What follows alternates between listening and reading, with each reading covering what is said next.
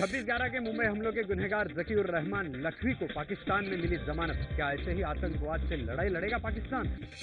मुंबई हमलों के गुनहगार जकीउर रहमान लखवी लश्कर को इस्लामाबाद की आतंकवाद विरोधी अदालत ने 5 लाख रुपए के बॉन्ड पर जमानत दी है।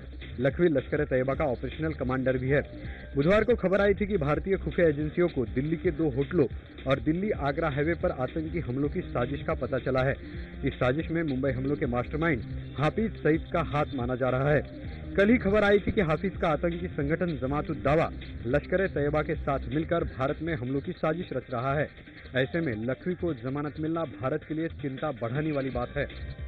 भारत में आतंकी हमलों की साजिश रचने वाला हाफिज सईद पहले ही पाकिस्तान में आजाद घूम रहा है और खुलेआम भारत में हमलों की धमकी दे रहा है।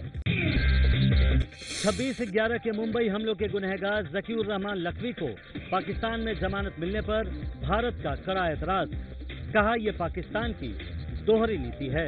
अभी हाल में ही पेशावर में बड़ी संख्या में बच्चों की जिस निर्ममतापूर्वक हत्या जिस प्रकार से की गई है, उसके बाद मुंबई की आतंकवादी वारदात के मुलजिम को बेल ग्रांट किया जाना, इसे मैं बहुत ही दुर्भाग्यपूर्ण मानता हूं। यह उम्मीद करता हूं पाकिस्तान की सरकार से कि इसकी अपील अपर कोर्ट में की जाएगी ताकि जकीउर रहमान लखवी की बेल को कैंसिल कराया जा सके। पाकिस्तान के सरकार के द्वारा कोई पैरवी में या तो कमी रही हो अथवा कोई अन्य कारण हो, लेकिन भारत सरकार के द्वारा पर्याप्त एविडेंसेस पाकिस्तान गवर्नमेंट को प्रोवाइड किए गए। ये नहीं पता उनको कि तालिबानी और हाफिज मोहम्मद सईद अंदर से सब एक है, समर्थक इनके एक है। तो आपको दोनों आतंकवाद से लड़ना पड़ेगा, चाहे जैसा आतंकवाद हो, तब आप जो है बच सकते हैं, वरना पाकिस्तान अपने अंदर के आतंकवाद से तबाह हो जाएगा। 2008 के मुंबई हमले के मास्टरमाइंड हाफिज सईद ने पेशावर हमले के लिए भारत को जिम्मेदार ठहराया और प्रधानमंत्री मोदी तक का नाम लिया है। हाफिज ने बदला लेने की धमकी भी दे डाली। सब एक बात पर इकट्ठे हो जाए कि इन साजिशों से हमने बदला लेना है और इंडिया जो इस खेल का असल जिम्मेदार है उसे बदला लेना है इंशाअल्लाह। आतंकी गुट लश्कर तैयबा का संस्थापक और प्रतिबंधित जमात-उद-दावा का प्रमुख हाफिज सईद लगातार पाकिस्तान में खुलेआम घूम रहा है और नवाज शरीफ सरकार का भी उसे पूरा संरक्षण है। पेशावर में हमले के बाद अब वही हाफिज सईद भारत को धमकी दे रहा है कि इस साजिश के पीछे इंडिया है और आज ये मगरमच्छ के आंसू बहाने वाला मोदी नवाज शरीफ को खून करने वाला ये असल मुजरिम है।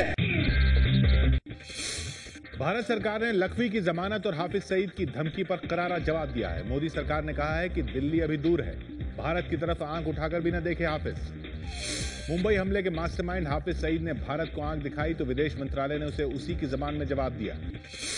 As regards the threats that are being made, if I can recollect Amir Khusro's poem, "Hunuz Dilli Durast," nobody ever can cast an eye on us. Our defense is secure. ये पहली बात नहीं है कि हाफिज सईद ने भारत के खिलाफ जहर उगला है। पाकिस्तान की सरकार के संरक्षण में रह रहा हाफिज हाल ही में लाहौर में भारत विरोधी बड़ी रैली भी कर चुका है। हालांकि हाफिज सईद की इस दफा की धमकी थोड़ी गंभीर भी हो जाती है क्योंकि देश में लश्कर और जमात-उद-दावा के हमलों का अलर्ट भी जारी हो चुका है। हाफिज सईद के हमले की धमकी पर भारत ने तीखी प्रतिक्रिया जाहिर की है। केंद्रीय मंत्री वेंकैया नायडू ने कहा है कि अगर पाकिस्तान वाकई में आतंकवाद के खिलाफ कदम उठाना चाहता है तो हाफिज सईद और दाऊद इब्राहिम जैसे आतंकियों को हमारे हवाले करे। ये हाफिज सईद को पाकिस्तान सचमुच में आतंकवाद से लड़ना चाहे तो तुरंत उसको पकड़ के भारत को हैंडओवर करना चाहिए, दाऊद इब्राहिम को, हाफिज सईद को। ये मानवता का दुश्मन है। हाफिज सईद एक आतंकी सरगना है और 26/11 मुंबई हमले का मास्टरमाइंड होने के बावजूद पाकिस्तान में वो खुलेआम न सिर्फ घूमता है और धमकियां देता है बल्कि उसकी रैलियों के लिए पाकिस्तान स्पेशल ट्रेन भी चलाती है। पेशावर में आतंकियों ने 132 बच्चों समेत 148 लोगों का नरसंहार कर दिया। पेशावर की गलियों में अब सिर्फ मातम ही मातम पसरा हुआ है। दर्द की नई नई कहानियां सामने आ रही हैं। 5 साल की नन्ही ख्वाला का आर्मी स्कूल में पहला दिन था। पिता बड़े अरमानों से ख्वाला को लेकर स्कूल पहुंचे थे, लेकिन वहां आतंकियों की गोलियां उन पर बरस पड़ी। ख्वाला ने मौके पर ही दम तोड़ दिया जबकि पिता अस्पताल में है। मैं इतना रो रहा था कि मेरा भाई किधर है, वो भाई तो मिल गया, बहन का पता नहीं। वो आज पहले दिन हमारे स्कूल में आई थी, क्या पता उसका क्या हाल होगा। 10वीं में पढ़ने वाला मुबीन जब परीक्षा दे रहा था तभी आतंकियों की गोलियों ने उसे छलनी कर दिया। मुबीन इंजीनियर बनकर माँ बाप का नाम रोशन करना चाहता था। बहनों को बहुत प्यार करने वाला, माँ बाप का इतना लाडला कि जब मैट्रिक के उसके एग्जाम्स थे तो अम्मी ने उसको बोला कि मुबीन थोड़ा पढ़ लो, तैयारी कर लो। तो कहता है कि मामा आप क्या चाहती हैं कि मैं फर्स्ट पोजीशन लूं? तो मैं ले लूंगा, आप फिक्र ना करें। आतंकियों की गोलियों का शिकार 8वीं में पढ़ने वाला रिजवान भी हुआ।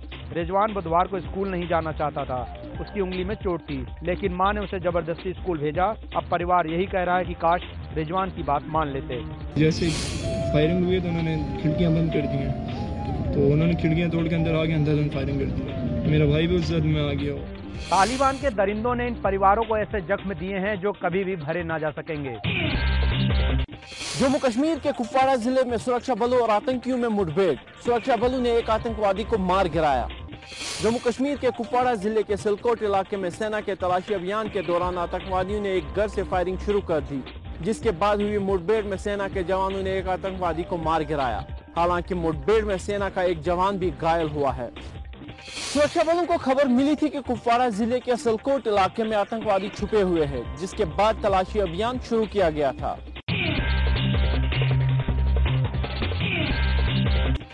लोकसभा चुनाव के दौरान नरेंद्र मोदी ने यूपीए सरकार पर आरोप लगाया था कि वो गुलाबी क्रांति यानी पिंक रेवोल्यूशन को बढ़ावा दे रही है। अब मोदी सरकार को केंद्र में आए हुए 6 महीने से ज्यादा का वक्त बीत चला है और वाणिज्य मंत्रालय की वेबसाइट पर दिए गए आंकड़ों के मुताबिक मीट निर्यात में करीबन 15% की वृद्धि हुई है पिछले साल के मुकाबले। यह है देश के वाणिज्य मंत्रालय की वेबसाइट। इस वेबसाइट पर भैंस के मीट के निर्यात का आंकड़ा देखिए। जिन नरेंद्र मोदी ने चुनाव में पिंक रेवोल्यूशन यानी भैंस के मीट के निर्यात का मुद्दा उछाला था, उनके 6 महीने के कार्यकाल में भैंस के मीट के निर्यात का कारोबार खूब फला फूला है। आंकड़ों के मुताबिक मीट निर्यात में पिछले साल के अप्रैल-अक्टूबर के मुकाबले इस साल अप्रैल-अक्टूबर के दौरान 15.58% की बढ़ोतरी हुई है। 2013 के अप्रैल-अक्टूबर के बीच करीब 13,917 करोड़ रुपए का मीट निर्यात हुआ था, जबकि इस साल इसी अवधि के दौरान करीब 16,085 करोड़ रुपए का मीट निर्यात हुआ, यानी 2,000 करोड़ रुपए से भी ज्यादा की बढ़ोतरी। भैंस के मीट के निर्यात में 15.58% की बढ़ोतरी हुई है। वाणिज्य मंत्री निर्मला सीतारमण से जब इस बारे में पूछा गया तो उन्होंने कहा कि संसद में मीट निर्यात के बारे में पूछे गए सवाल का वो जवाब दे चुकी हैं। मौजूदा निर्यात नीति किसानों, पशुपालकों, मीट उपभोक्ताओं, व्यापारियों और मीट उत्पाद से जुड़े कारोबार मसलन डेयरी, चमड़ा और पशु खुराक के हित में है। धर्म परिवर्तन के मुद्दे पर राज्यसभा में आज विपक्ष ने मांगा प्रधानमंत्री नरेंद्र मोदी का जवाब। कहा सरकार का रुख स्पष्ट करें प्रधानमंत्री।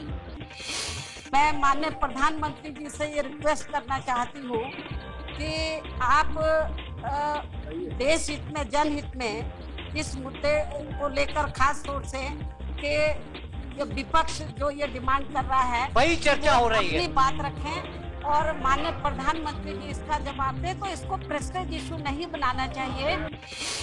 थोड़ा संयम करो, अपने प्रधानमंत्री जी पर विश्वास करो, वो जवाब दे सकते हैं, बोल सकते हैं। आपकी व्यवस्थाओं की जरूरत नहीं है देश के प्रधानमंत्री को। क्या आज प्लीज सत्ताधारी दल ये कहना चाहता है प्रधानमंत्री जो एक अच्छे वक्ता हैं वो इस विषय पे अपने आश्वासन पर बात नहीं करेंगे। राज्यसभा में विपक्ष के हंगामे पर वित्त मंत्री अरुण जेटली का कड़ा रुख। बोले क्या ये विपक्ष तय करेगा कि कब और कैसे शुरू होगी चर्चा। सरकार की तरफ से ये सहमति दी गई कि तुरंत चर्चा आरंभ। उसके बाद चर्चा कैसे होगी वो अध्यक्ष और चेयर उसके नियम तय नहीं करेगा, वो भी विपक्ष चेयर उसका जवाब कौन देगा ये विपक्ष तय करेगा। ये सवाल उठाया सर। और आज भी चर्चा कैसे हो, कौन कब बोले और कौन जवाब दे, ये सदन या अध्यक्ष तय नहीं करेंगे, ये विपक्ष तय करेंगे। धर्म परिवर्तन के मुद्दे पर विपक्ष लगातार प्रधानमंत्री से जवाब की मांग कर रहा है, लेकिन सरकार का कहना है कि विपक्ष ये तय नहीं करेगा कि जवाब कौन देगा और कौन नहीं।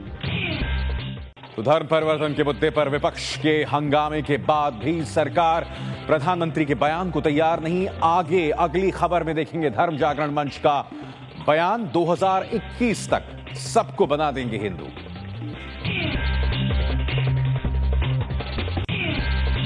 धर्म जागरण मंच के नेता राजेश्वर सिंह का एक और आपत्तिजनक बयान। कहा, भारत में मुसलमानों और ईसाइयों को रहने का हक नहीं, 2021 तक सबको बना देंगे हिंदू।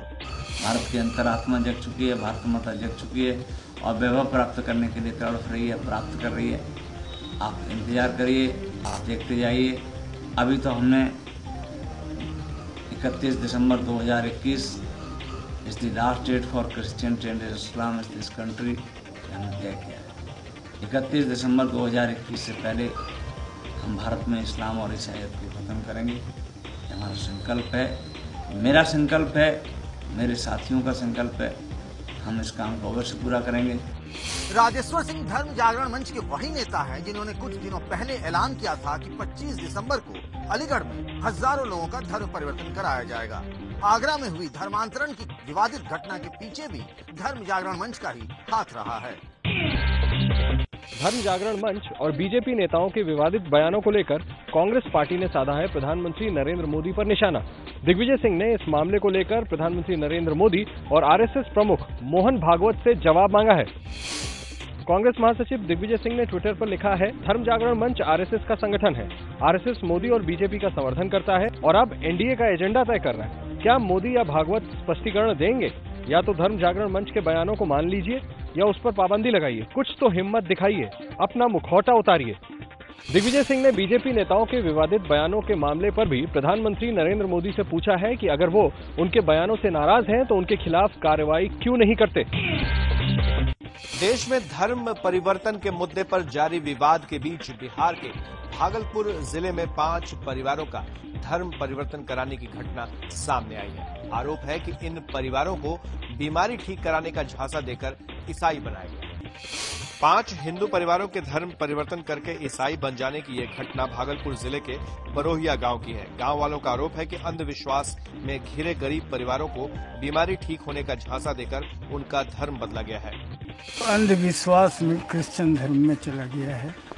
हालांकि जिन लोगों पर धर्म बदलने का आरोप है वो साफ तौर पर धर्मांतरण की बात नहीं कह रहे हैं। इन लोगों का कहना है कि उन्होंने तो बीमारी ठीक होने के एवज में ईसा मसीह का जन्मदिन मनाने और प्रार्थना करने की बात मानी है। कोई देवी या देवता को जब कबूल लो जाए तो ओकरो चढ़ेलो जाए कहलकै कि जब कि तो अच्छा हो गलो तो तू की सोचे इसलिए चाहते इस बार हम जन्मदिन जैसे ने मना देवे वहाँ परसों होलो और कोई बात नहीं। गांव वालों की बातों से तो सिर्फ यही लग रहा है कि ये वाकया धर्म परिवर्तन से ज्यादा अंधविश्वास और गांव में गरीबों के लिए इलाज की व्यवस्था नहीं होना है। सार्वजनिक जगहों पर महात्मा गांधी के हत्यारे नाथूराम गोडसे की मूर्ति लगाना चाहती है हिंदू महासभा। प्रधानमंत्री को चिट्ठी लिखकर मांगी जाएगी इजाजत। अखिल भारतीय हिंदू महासभा ने महात्मा गांधी के हत्यारे नाथूराम गोडसे की एक मूर्ति बनवा भी ली है, जो उसके नई दिल्ली मुख्यालय में रखी गई है। हिंदू महासभा का कहना है कि महात्मा गांधी का हत्यारा गोडसे दरअसल एक नेशनल हीरो था, जिसकी मूर्तियां लगाने में कुछ भी गलत नहीं है। इनका कोई बैकग्राउंड अपराधी नहीं था। ये तो एक राष्ट्रवादी आदमी थे जो आज तक छुपाया गया है जनता से। आज तक इनकी किताबों में बैन लगा के रखा, इनको एक अपराधी के रूप में सरकार दिखाती आई है। कि हम सरकार से डिमांड करने जा रहे हैं कि जब हिंदुस्तान के अंदर औरंगजेब रोड है, हुमायूं रोड है, अकबर रोड है, तो एक नाथूराम गोडसे रोड हो या हमें कोई ऐसा स्थान दिया जाए जहाँ पे हम इनकी मूर्ति लगा सकें। और अगर सरकार देने में आनाकानी करती है तो हम हमारे जो अपने स्थान है उस पर लगाएंगे। हिंदू महासभा चाहती है कि महात्मा गांधी के हत्यारे की मूर्तियां लगें और प्रधानमंत्री इसकी इजाजत दें। वहीं प्रधानमंत्री मोदी गांधी के स्वच्छ भारत के सपने को पूरा करना चाहते हैं। अब देखना है कि हिंदू महासभा के इस हिमाकत पे प्रधानमंत्री क्या कदम उठाते हैं। दिल्ली में इंडिया टुडे सिसेरो के ओपिनियन पोल में बीजेपी को बहुमत मिलने का अनुमान है। सर्वे के मुताबिक अरविंद केजरीवाल की आम आदमी पार्टी से बीजेपी को कड़ी टक्कर मिलने वाली है। इंडिया टुडे सिसेरो ने दिल्ली में चुनाव से पहले किया है ओपिनियन पोल। पोल कहता है कि दिल्ली में बीजेपी को 34 से 40 सीट मिल सकती है। बीजेपी को 39% वोट मिल सकते हैं। आपको 36% वोट के साथ 25 से 31 सीट मिलने का अनुमान है। कांग्रेस को सिर्फ 16% वोट के साथ 3 से 5 सीट ही मिलने का अनुमान है। अन्य के खाते में 0 से 2 सीट जा सकती है। सीएम पद की पसंद में केजरीवाल सबसे आगे हैं। केजरीवाल 35% लोगों की पसंद हैं। बीजेपी के हर्षवर्धन 19% लोगों की पसंद के साथ दूसरे नंबर पर हैं। पिछले साल दिल्ली में हुए चुनाव में किसी को बहुमत नहीं मिला था। 70 सीट वाली विधानसभा में बीजेपी 32 सीट के साथ नंबर 1 पर रही थी, जबकि आप को 28 सीट मिली थी। तमिलनाडु की पूर्व मुख्यमंत्री जयललिता की जमानत को सुप्रीम कोर्ट ने 4 महीने के लिए बढ़ा दिया है। सुप्रीम कोर्ट ने कर्नाटक हाई कोर्ट को यह निर्देश दिया है कि वो 3 महीने के भीतर जयललिता की अपील पर फैसला करे। जयललिता को बेंगलोर की निचली अदालत ने आय से अधिक संपत्ति रखने के मामले में 4 साल की सजा सुनाई है। सुप्रीम कोर्ट ने 17 अक्टूबर को उन्हें 2 महीने के लिए जमानत दी थी। उस वक्त सुप्रीम कोर्ट ने शर्त रखी थी कि वो 2 महीने के भीतर कर्नाटक हाई कोर्ट में अपनी अपील से जुड़े दस्तावेज जमा करा दें। आज जयललिता के वकीलों की तरफ से बताया गया कि उन्होंने हाई कोर्ट में अपील दाखिल कर दी है। सुप्रीम कोर्ट ने हाई कोर्ट से कहा है कि वो जयललिता के मामले की सुनवाई के लिए विशेष बेंच का गठन करे। पूर्व रेल मंत्री ललित नारायण मिश्रा की हत्या के मामले में दिल्ली की कड़कड़ुमा अदालत ने सुनाई चारों दोषियों को उम्र कैद की सजा। करीबन 40 साल पुराना है ये मामला। पूर्व रेल मंत्री ललित नारायण मिश्रा की हत्या के मामले में दिल्ली की कड़कड़ुमा अदालत ने जिन 4 दोषियों को उम्र कैद की सजा सुनाई है, उनके नाम है रंजन द्विवेदी, गोपाल जी, संतोषानंद अवधूत और सुदेवानंद। इन चारों को ही अदालत ने 8 दिसंबर को सुनवाई के दौरान दोषी करार दिया था। पूर्व रेल मंत्री ललित नारायण मिश्रा के ऊपर हमला 2 जनवरी 1975 में तब किया गया था, जब वो समस्तीपुर में रेलवे लाइन का उद्घाटन करने गए थे। इस हमले के बाद 3 जनवरी 1975 को ललित नारायण मिश्रा की मौत हो गई थी। साल 1977 में इस मामले में चार्जशीट दायर की गई और सुप्रीम कोर्ट ने साल 1979 में इस मामले को बिहार से दिल्ली ट्रांसफर कर दिया था। 40 साल बाद आया ये फैसला, निचली अदालत का ही फैसला है। इसके बाद भी दोषियों के पास हाई कोर्ट से लेकर सुप्रीम कोर्ट तक जाने का विकल्प खुला हुआ है। बीजेपी नेता और पूर्व क्रिकेटर नवजोत सिंह सिद्धू के काफिले पर जम्मू में हुआ पथराव।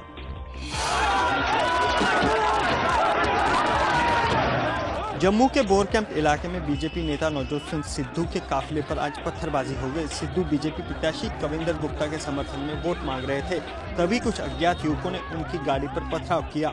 पत्थरबाजी में कुछ पुलिस वालों सहित 5 लोग घायल हो गए। सिद्धू को कुछ नहीं हुआ। काफिले पर हमले के बाद सिद्धू अकाली दर पर बरसे। खटाई की एक बूंद से क्षीर सागर का दूध नहीं फट जाता। 15 लोग वहां से भेज देने से यहाँ रैलियां खत्म नहीं हो जाती।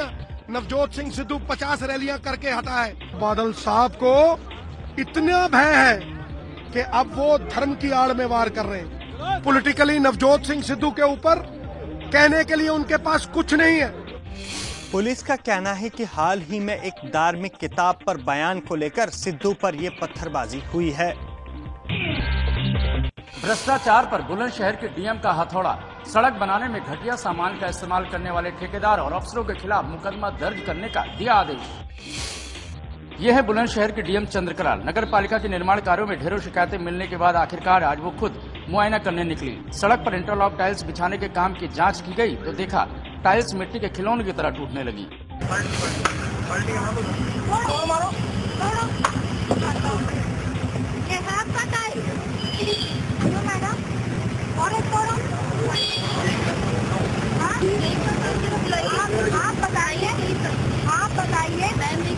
जब टाइल्स के ठेकेदार के बारे में पता किया गया तो पता चला नगर पालिका की चेयरमैन पिंकी गर्ग के रिश्तेदार की फैक्ट्री से ये टाइल्स आई है। ये टाइल्स लगाने का प्रोजेक्ट करीब 10 करोड़ रुपए का है। डीएम ने दोषी ठेकेदारों और अफसरों के खिलाफ मुकदमा दर्ज कराने के आदेश दिए हैं, साथ ही फैक्ट्री सीज करने के आदेश भी दिए हैं। ऐसा माना जा रहा है कि जूनियर इंजीनियर ठेकेदार और नगर पालिका के चेयरमैन के गठजोड़ से यहाँ जबरदस्त धांधली चल रही है। बर्ड फ्लू की आशंका से बंद करवाई गई चंडीगढ़ की सुखना झील। बतख में पाई गई 2 में से 1 बतख को बर्ड फ्लू। चंडीगढ़ की मशहूर सुखना झील में पिछले दिनों कुछ बतखों की मौत हो गई थी, जिसके बाद 6 बतखों का सैंपल जांच के लिए भोपाल भेजा गया था। इनमें से 1 बतख में बर्ड फ्लू के जिम्मेदार H5N1 वायरस पाया गया है। इसी के बाद प्रशासन ने न सिर्फ झील बल्कि उसके आसपास के 1 किलोमीटर के दायरे में भी सैलानियों के आने जाने पर रोक लगा दी है। झील की एक बत्तख में बर्ड फ्लू का वायरस पाए जाने के बाद सबसे बड़ी आशंका ये है कि कहीं ये वायरस झील की दूसरी बत्तखों में भी ना फैल गया हो। मैदानी इलाकों में अगर सर्दी बढ़ चुकी है तो पहाड़ों में क्या हाल होगा, ये हम आपको बताते हैं। इस वक्त हम चंडीगढ़ मनाली हाईवे पे ऊपर है। देख सकते हो कि बर्फबारी से तो लोगों को थोड़ी निजात मिला है, पर जो कोहरा है उसने लोगों की दिक्कतें बहुत बढ़ा दी हैं। लोग घर में रहने के लिए मजबूर हैं। खासतौर पर मनाली और जो कुल्लू है वहाँ पे जो तापमान है वो माइनस में चला गया है। और सबसे बड़ी दिक्कत ये है कि जो शनिवार को बर्फबारी हुई थी, उस बर्फबारी के बाद अभी तक बिजली जो है इन दोनों इलाकों में बहाल नहीं हो पाई, जिसके कारण लोग जो हैं घरों में रहने के लिए मजबूर हैं। प्रशासन की तरफ से स्कूलों में जो है वो छुट्टियां ऐलान दी गई हैं। अंतरिक्ष में भारत की एक और ऊंची छलांग। इंसान को अंतरिक्ष में ले जाने की क्षमता रखने वाले GSLV MK3 का सफल परीक्षण। ये तस्वीरें आंध्र प्रदेश के श्रीहरिकोटा के सतीश धवन अंतरिक्ष केंद्र की हैं, जहां से आज सुबह 9:30 बजे इसरो ने GSLV MK3 का सफल परीक्षण किया। भारतीय अंतरिक्ष अनुसंधान संगठन यानी कि इसरो का ये रॉकेट 2 से 3 अंतरिक्ष यात्रियों को भी अंतरिक्ष में ले जाने की क्षमता रखता है। GSLV MK3 के सफल प्रक्षेपण के बाद भारत इनसैट 4 श्रेणी के उपग्रहों का प्रक्षेपण करने में भी सक्षम हो गया है।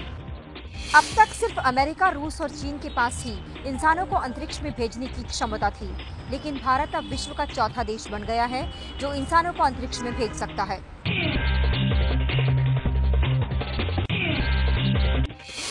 ब्रिस्बेन टेस्ट के दूसरे दिन ऑस्ट्रेलिया ने 4 विकेट के नुकसान पर बनाए 221 रन। उमेश यादव ने ऑस्ट्रेलिया के 3 बल्लेबाजों को आउट करके जगाई भारत की उम्मीद।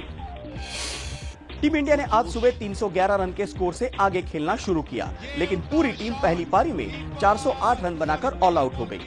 भारत की शुरुआत आज बेहद खराब रही और उसके आखिरी 6 बल्लेबाज सिर्फ 97 रन ही जोड़ पाए। भारत की तरफ से सबसे ज्यादा 144 रन मुरली विजय ने बनाए, जबकि रहाणे 81 रन बनाकर आउट हुए। कप्तान धोनी ने 33 रन बनाए। ऑस्ट्रेलिया की तरफ से हेजलवुड ने शानदार गेंदबाजी की और 68 रन देकर भारत के 5 बल्लेबाजों को पेविलियन भेजा। भारत के बाद बल्लेबाजी करने उतरी ऑस्ट्रेलियाई टीम ने रॉजर्स और स्मिथ के अर्धशतकों की बदौलत पहले दिन 200 का आंकड़ा पार कर लिया। ऑस्ट्रेलियाई बल्लेबाज रॉजर्स 55 रन बनाकर आउट हुए, जबकि स्मिथ 65 रन बनाकर टिके हुए हैं।